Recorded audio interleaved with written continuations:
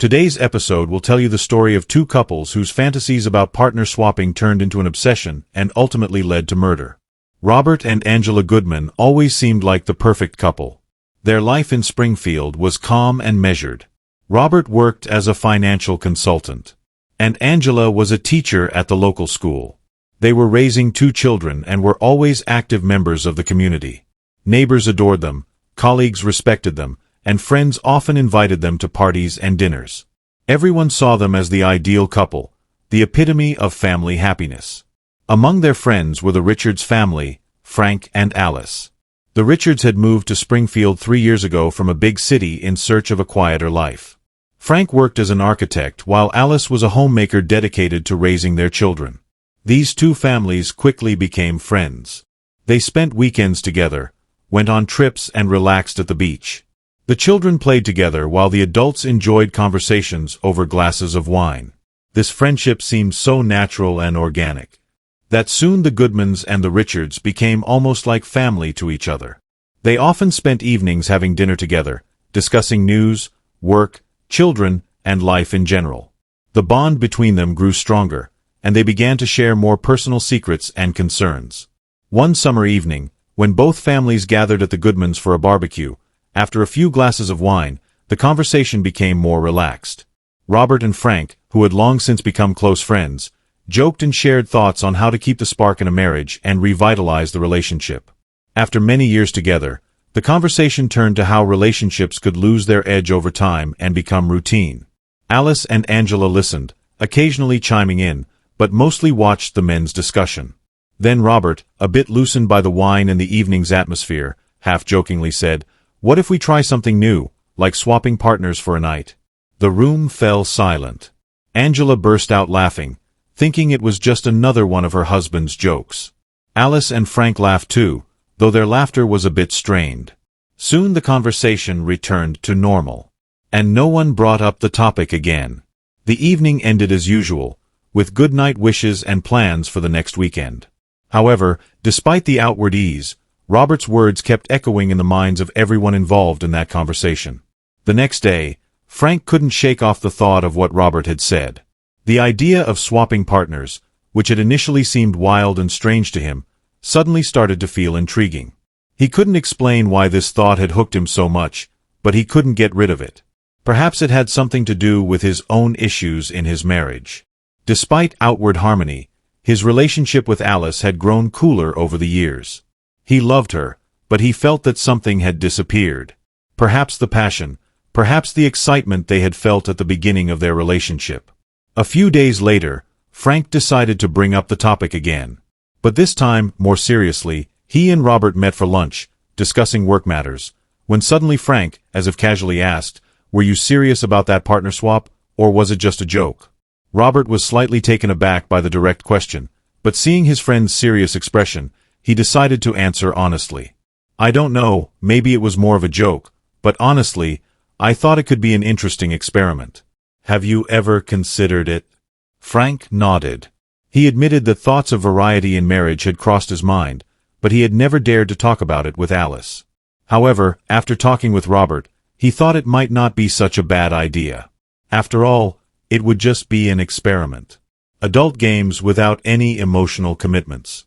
They discussed the idea for a long time, weighing the pros and cons. Robert was cautious and suggested having a serious conversation with their wives to make sure everyone agreed. However, as the conversation went on, it became clear that both men were intrigued by the possibility of such an exchange and were ready to try it. That evening, Robert cautiously brought up the conversation with Angela. He was surprised when she, after the initial shock, said she didn't mind. Angela was open to experiments, and although the thought of partner swapping scared her, she also felt that her relationship with Robert had become somewhat monotonous over the years. She was curious to see where this could lead. Alice, on the other hand, was initially against the idea. She loved Frank and couldn't imagine sharing him with another woman, even for one night. However, after long discussions and persuasion, she finally agreed, convincing herself that it was just a game and that everything would go back to normal the next day. After lengthy negotiations, both couples finally decided to go for it. They arranged to meet at the Goodmans' country house the following Friday. The location was perfect, secluded, far from prying eyes. Giving them the chance to fully relax and indulge in the experiment, the night came quickly. The atmosphere in the house was tense, but also exciting. The couples had some wine to ease the tension, and soon the partner swap took place.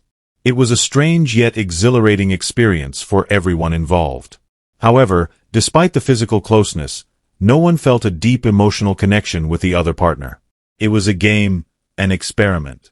And everyone was confident that the next day they would simply return to their normal lives.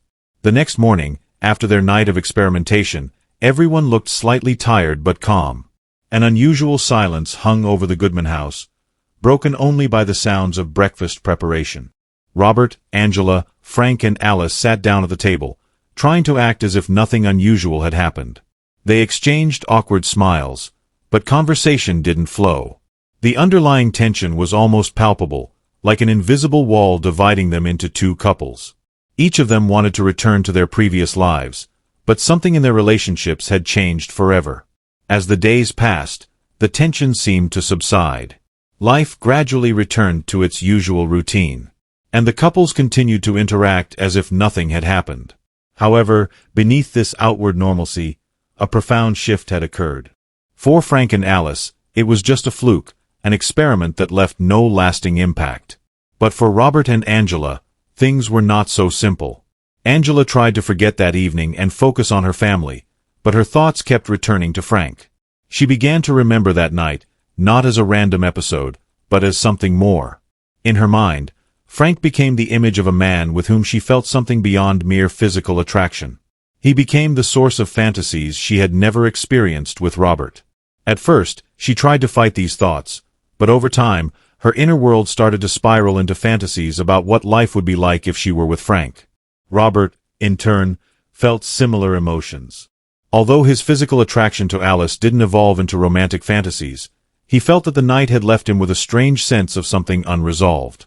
It seemed to him that he had opened a new facet of his life, one that didn't exist before the experiment. This feeling scared him, but at the same time, it sparked an irresistible curiosity. The real problem, however, was that Frank didn't feel anything like what Robert and Angela were experiencing. For him, that night was just a fun deviation from the norm, an experiment he regarded as fleeting. He didn't think about the consequences and didn't notice how the night had affected his friends and Alice, who had initially felt doubts and discomfort, simply tried to forget what had happened and return to her normal life with Frank. But Angela couldn't just forget. Every night her thoughts returned to Frank, and her feelings for Robert grew colder. She tried to find ways to fight these thoughts, but the more she tried to distract herself, the stronger her obsession became. This started to show in her behavior. She became withdrawn, often lost in thought, and avoided interacting with Robert. She stopped spending evenings with him, and if they used to watch movies or go for walks together, now Angela found various excuses to be alone. Robert noticed the changes in his wife's behavior, but didn't know how to respond. He tried to approach her to find out what was happening, but every time he ran into a wall. Angela assured him that she was just tired from work and needed time to rest and gather her thoughts. But Robert knew that wasn't the case. He sensed that something was wrong, but couldn't figure out what exactly. Meanwhile, Angela's obsession continued to grow. She began looking for excuses to meet with Frank. At first, these were innocent conversations. Brief encounters at the store or on the street, where they happened to run into each other. But then Angela started doing everything she could to see him more often. She made sure to be where Frank was, and every time their eyes met, her heart would race. These meetings became small doses of joy for her, something she eagerly awaited. Her thoughts about him became more and more intrusive, and soon she realized she couldn't live without him. One day, unable to bear it any longer, Angela decided to take a step forward. She knew that Frank often went to the gym in the mornings, so she decided to go there under the pretext of working out. When she saw him, her heart beat even faster. She approached him and, as if by chance, started a conversation. Frank was happy to see her and didn't think much of it for him. It was just another friendly chat. But for Angela, this was the beginning of something more. She suggested they go for coffee after their workout, and Frank agreed. During this meeting, Angela realized that her feelings for Frank were much stronger than she had thought. They talked about everything and nothing, laughed and shared stories from their lives. But in Angela's mind, there was only one thought. She wanted to be with him. These meetings became regular. Frank didn't suspect that Angela saw them as more than just friendly interactions. He continued to treat her as a friend, as the wife of his best friend. But for Angela, each new meeting was a step closer to making a confession, to finally telling him about her feelings, and then one day, unable to hold back any longer, Angela decided to tell Frank the truth. It happened at one of the quiet cafes where they usually met after their workout. She sat across from him, nervously fiddling with a napkin, and suddenly blurted out, "Frank, I think about you all the time. I can't control it. After that night, I realized I feel something more for you than just friendship." Frank was stunned. He hadn't expected such a confession and didn't know how to react. "Angela, wait, are you serious?" "But it was just an experiment. We all agreed it didn't mean anything for our relationships," he began, trying to find the right words. But Angela interrupted him. "For you, it may have been just an experiment, but for me it became something more. I can't go back to my old life, pretending that nothing has changed." Frank was confused. He didn't know what to say. It seemed to him that Angela was just confused, that she was overwhelmed by emotions she couldn't understand. He tried to calm her down, to tell her that this would pass, that she was just going through a difficult period. But Angela was relentless. Her confession was sincere, and she expected a response from Frank. However, Frank couldn't give her what she wanted. For him, it was nothing more than a fleeting episode, something he had long forgotten. He didn't feel the same way about Angela and didn't want to ruin his family over it. He tried to explain to her that their relationship had been a mistake, that they should forget about it and move on. But Angela couldn't accept this. Her obsession had become too strong, and she couldn't simply abandon her feelings. The conversation in the cafe ended in heavy silence. Angela left, feeling humiliated and broken.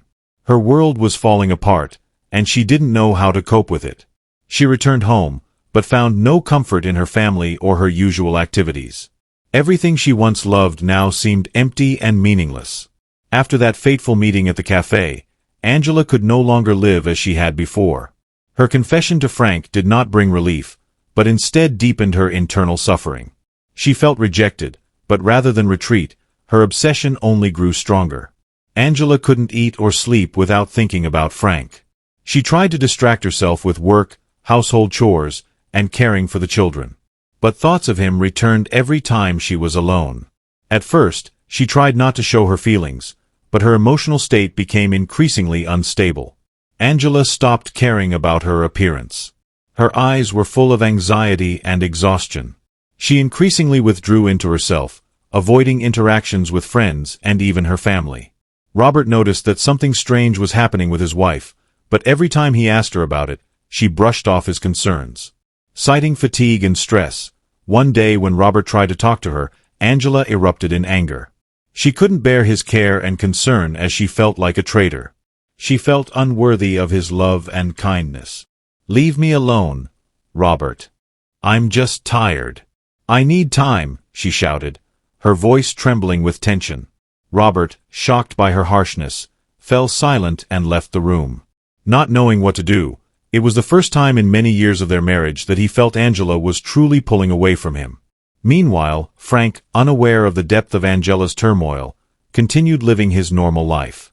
He tried to avoid unnecessary encounters with her, believing that time would set everything right. He thought that Angela was simply confused by her emotions, and that soon everything would return to normal. He focused on his family, oblivious to the fact that his indifference was only fueling her obsession. But Angela couldn't just forget about Frank. The more he avoided her, the stronger her desire to be with him became. She started following him, looking for any reason to meet. She learned his daily routine, the places he frequented, and even developed the habit of walking near his house.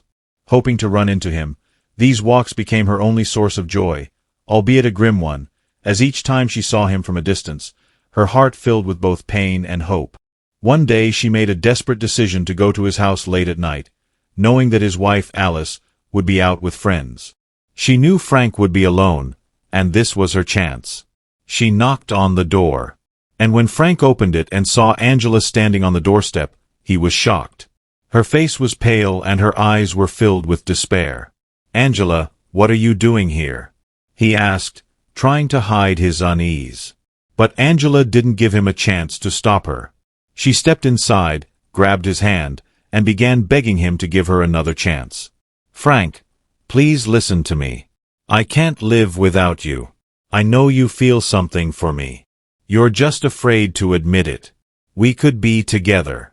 You have no idea how much I'm suffering without you," she said, her voice full of desperation and passion. Frank tried to calm her down, explaining that their relationship had been a mistake, that they both needed to move on and leave it in the past. But Angela couldn't accept that her mind no longer had room for logic or reason. Her obsession had reached a point where she saw Frank as the only purpose in her life. Realizing that her words weren't reaching him, Angela took an even riskier step. She found a way to meet with Alice. Under the pretense of working together on a charity project, she invited her to dinner. During the evening, when the conversation turned to their relationships with Frank, Angela began asking her questions about whether she was happy in her marriage. And whether she felt that anything had changed after that night. Alice, unaware of the hidden intentions behind these questions, began to openly share her doubts and worries. She admitted that while her relationship with Frank seemed stable, she sometimes felt that he had become more distant, sensing a weakness. Angela continued to push Alice toward the idea that perhaps Frank had feelings for someone else. These conversations soon became another source of obsession for Angela. She began manipulating the situation, trying to plant seeds of doubt in Alice's heart. As Angela's plan seemed to be working, she decided to take things even further. She started hinting to Alice that maybe Frank was hiding something important from her. Her goal was simple: to destroy their relationship, hoping that this would free Frank for her. Angela didn't realize that she was becoming a prisoner of her own manipulations, and that her obsession was turning her into a threat to everyone around her. Alice, though not immediately, began to notice changes in Frank's behavior. She became more suspicious. Their conversations grew increasingly strained, and a tension emerged in their home that was impossible to ignore. Frank began to feel pressure from all sides. On one side, his wife, who had become suspicious and wary, and on the other, Angela, who wouldn't leave him alone and was trying to ruin his life. The tension reached its peak one evening. When Frank returned home to find Alice crying in the kitchen, she looked at him with mistrust and asked if he was cheating on her. The question hit Frank like a blow. He tried to explain that it was all a misunderstanding, that their family was the most important thing to him, but Alice didn't believe him. She confessed that Angela had hinted at the possibility of infidelity and that she could feel something had changed in their relationship. Frank realized that the situation was spiraling out of control. He could no longer ignore Angela and her attempts to interfere in his life. He decided that the only way to end this chaos was to talk to her directly and ask her to leave him alone. The next day, he arranged a meeting with Angela in the park where they had often met before. She arrived full of hope, believing that Frank was finally ready to acknowledge his feelings for her. But his words shattered her dreams. He told her that their relationship had been a mistake, that he loved his wife and wanted to rebuild their marriage. He asked her to stop interfering in their lives and to leave them alone. For Angela, this was the final straw. She couldn't believe that everything she had done had been in vain. Her obsession had turned into madness. She felt that her world had finally collapsed, and now she had nothing left to fight for. After that meeting in the park, Angela completely lost control of herself. She felt that Frank had betrayed her, shattering all hopes of happiness that she had so desperately tried to build in her imagination. Her obsession now took on dark and destructive shades. She began to think about revenge. About how to punish those who had destroyed her life and the happiness she had so desperately desired. Robert, her husband, grew increasingly distant from her, sensing the mounting tension. He no longer tried to find out what was happening with Angela, as every question he asked was met with either coldness or outbursts of anger. Angela became withdrawn, her movements and behavior robotic, devoid of emotion or purpose. It was as if she were living in a parallel reality. Where her only goal was revenge, Frank, after the conversation with Angela, felt a sense of relief. He was confident that he had put an end to this difficult situation. He returned home, determined to mend his relationship with Alice and restore the balance in their marriage. At first, Alice was skeptical of his words, but seeing his sincerity, she agreed to try to start over. Their conversations became more open. They began spending time together again, and everything seemed to be returning to normal. But this calm was only temporary. Angela wasn't going to back down. She couldn't allow Frank to simply walk away. In her mind, a plan had formed, a plan that would end in a bloody outcome.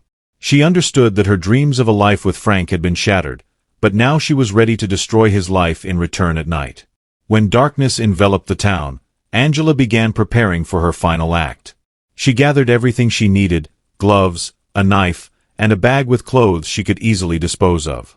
She meticulously planned every step, ensuring that her actions would not attract unnecessary attention. She couldn't afford any mistakes. Everything had to go perfectly the next day. After Robert had gone to work and her children were at school, Angela headed to Frank and Alice's house. She knew that Frank would be at work at the time and that Alice would likely be home alone. She deliberately chose this moment, knowing that Alice would be vulnerable and unsuspecting. Approaching the house, she carefully looked around to make sure no one was nearby. She took a deep breath and knocked on the door. Alice opened it.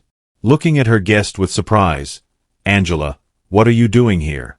she asked, her face showing confusion and a hint of concern. Angela, trying to appear calm, replied, "I just wanted to talk. Can we step inside for a minute?"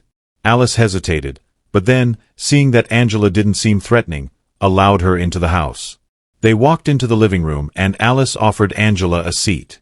The atmosphere was tense, but Angela managed to conceal her nervousness.